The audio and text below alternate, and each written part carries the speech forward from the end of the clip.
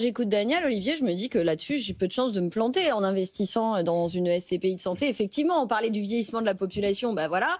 A priori, on aura toujours besoin de se soigner et bon, on va tous vieillir. J'allais dire malheureusement, mais voilà, c'est ainsi. Absolument, Marie. On pourrait se dire ça. Effectivement, il y a des risques, mais je voulais juste revenir rapidement quand même sur l'historique parce que la thématique des SCPI thématiques, c'est un phénomène récent. Hein. Alors récent, à l'échelle des SCPI, on parle d'un produit qui existe depuis à peu près 70 ans, donc c'est quand même déjà une personne en forme aujourd'hui, mais qui a quand même un peu de passif. Et la thématique santé, ça existe depuis 15 ans, en gros. Auparavant, fou, ça. les SCPI... Ah, parce que c'était noyé dans plein de thématiques. Voilà, les SCPI avant, c'était soit bureau, soit commerce, soit diversifié. Puis début 2010, à peu près, hein, pour vous donner un ordre d'idée, des SCPI thématiques sont nés, comme les SCPI dites de santé. Donc on a un recul aujourd'hui qui nous permet de juger et de se dire est-ce que c'est quelque chose de performant, acyclique, intéressant, etc. Ce que pouvait dire Daniel. Et on se rend compte de quoi? Que globalement, effectivement, sur ce premier cycle de 15 ans, malgré la crise, eh bien, on est sur un produit qui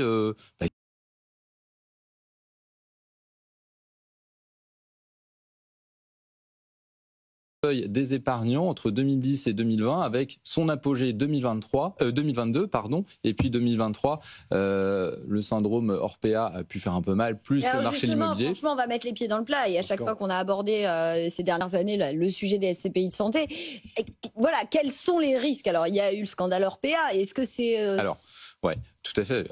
Pardon, Daniel, on en reparlera, mais au niveau des risques, il y en a plusieurs, évidemment. Première chose, c'est la qualité de l'exploitant, hein, parce qu'effectivement, on est sur des durées de baux extrêmement longues.